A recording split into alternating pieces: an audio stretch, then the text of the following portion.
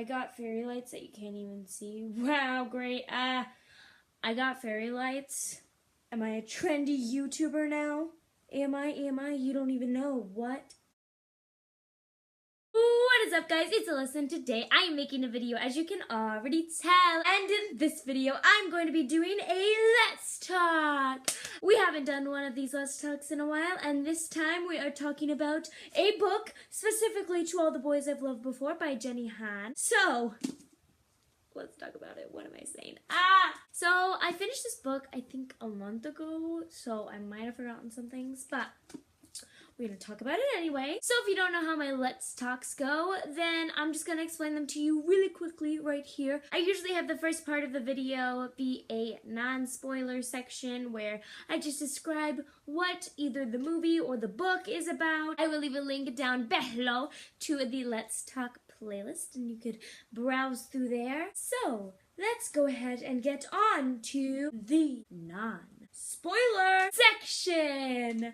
Alright, let's do it. Do you like those editing skills? I did them myself. Thanks, iMovie. So this book right here is really good, and if you have not read it yet, I think you should read it. I would give it a 9 out of 10 on my scale. 10 being, wow, this is the best thing I've ever laid my eyes on. And 1 being, wow, this is the worst thing that I could possibly even glance at. So that's where we are with this scale. This is a 9, so that's really good. So this book is basically about this girl named Laura Jean. I think it's Laura. It's either Laura or Lara. I'm going to say Laura Jean. So Laura Jean, right here, she's in some trouble. She writes letters to people she has crushes on, and then she stores them in this hat box that her mother gave her, and she never sends them. She never tells these boys what she thinks of them. She just kind of puts it away and forgets about it and moves on with her life. It's kind of her way of almost getting rid of the crush, I guess you could say. Like, getting over it. That's the word. Getting over the crush. So I think she has 5 boys that she's written about, and that is the premise of this book. So with these letters, she kept them private. You know, nobody knew. Until one day, somebody, oh, mystery, it's also an element of mystery. I don't think I mentioned that. Now I'm mentioning it. They get released. All the letters get released to her crushes.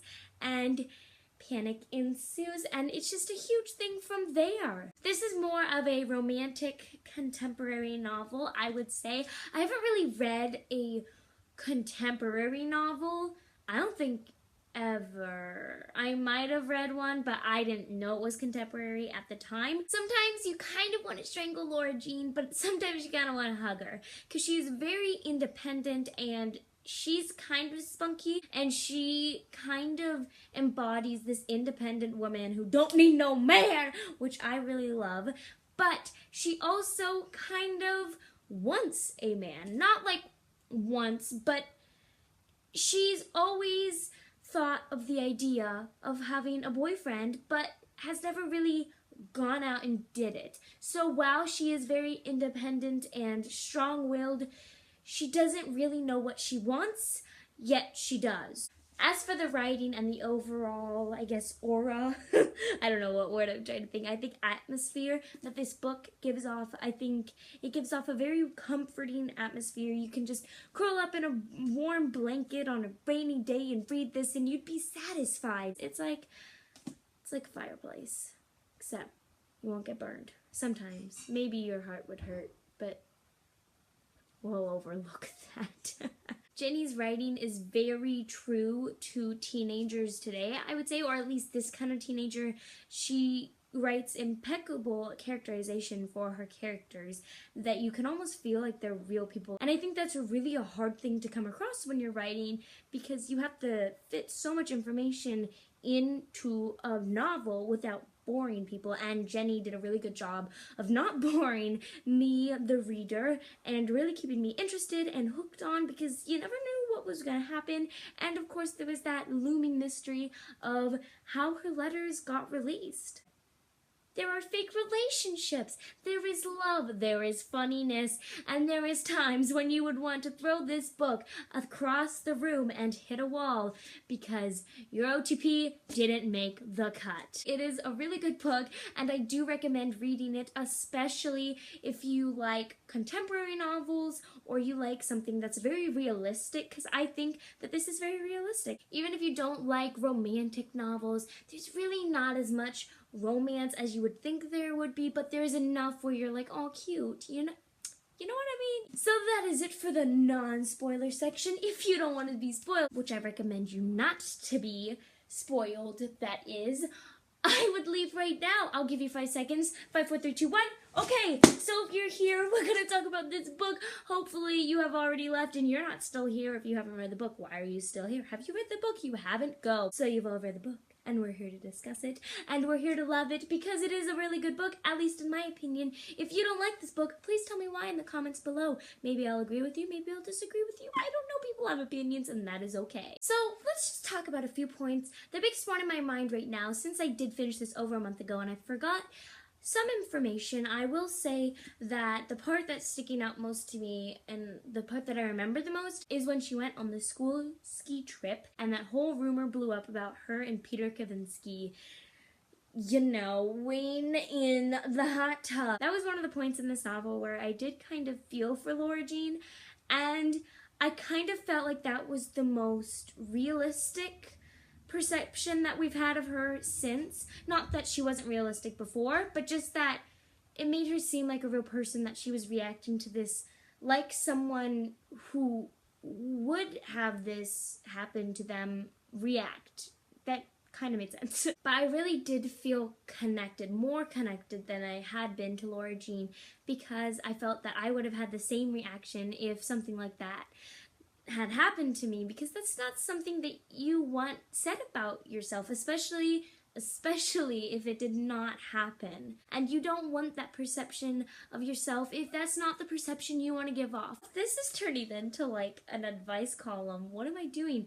I just felt bad for Laura Jean, and I wasn't mad at Peter. I was kind of mad at Laura for being mad at Peter, because it wasn't his fault. He didn't do anything wrong. If anything, it was his ex-girlfriend, and I don't think that should have been an issue with Laura and Peter. Another part that really sticks out to me is when Josh kisses Laura Jean on the porch, and I'll get to who my OTP was in this book a little later on, but right now I just want to talk about like separate scenes and how I felt about those scenes. But when Josh kissed Laura Jean, I was just freaking out. I'm like, oh my gosh, this is gonna turn into something. What about Margot? What about Kitty? What about her dad? I mean, what about Laura? I had no idea what the heck was gonna happen, and that scared me, but at the same time, it made me excited to read on. Genevieve, was that her name? Was that like Kaminsky's ex-girlfriend? I honestly don't remember.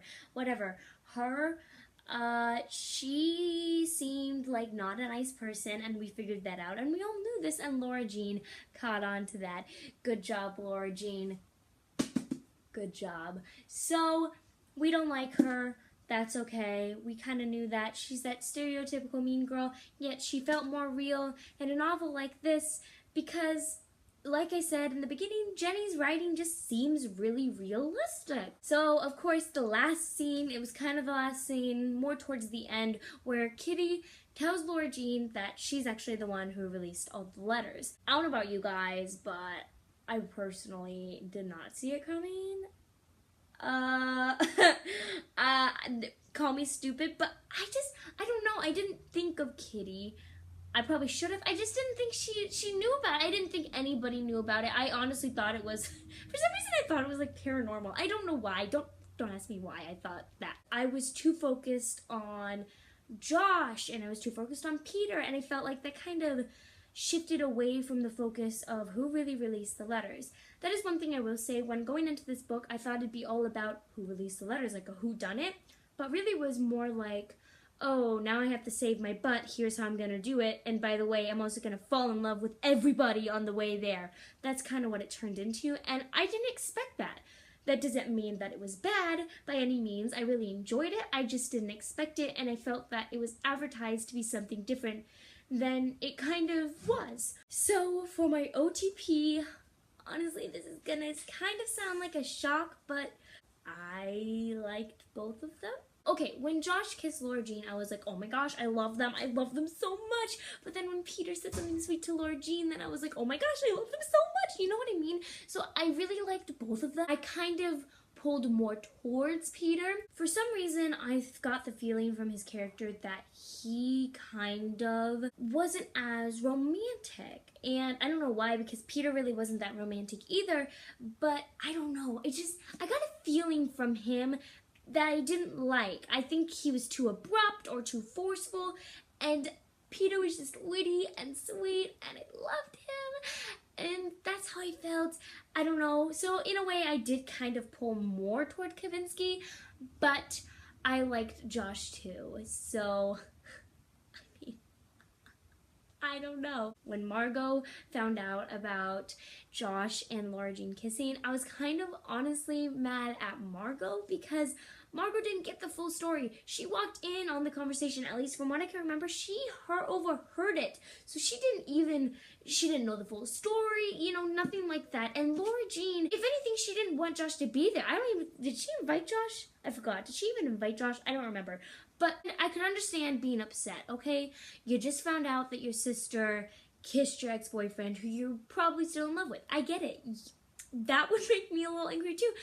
But to go so far as to blame Laura Jean, you have to understand that Josh came onto her and that she was put in a difficult situation to choose between protecting her sister or crushing her sister's heart. So, I mean, although I really don't like keeping things from other people in my personal life, I do think that, it's a difficult situation. I can't really speak for it because I haven't been in that situation. I don't have a sister, so I can't speak for that side, but I did think that Margot kind of overreacted. She could have at least talked to Laura Jean and been like, hey, explain to me, I'm really upset, why didn't you tell me, something like that. But instead, they ignored each other, and it honestly made me mad at Laura Jean too, because she didn't try to fix it. She was mad at Margot for being mad at her, when she should have just been like, you know what, I understand, I'm gonna put myself in Margot's shoes, and I'm gonna understand and be empathetic. And I felt like she wasn't doing that, and but I think those are all my thoughts on this book. I really enjoyed it. Tell me in the comments below what you thought of it, what you would rate it out of 10, all the stuff like that. So I hope y'all enjoyed this. If you did, leave a like, comment down below what you want me to do on my next video, and subscribe, and I will see you guys later. Bye!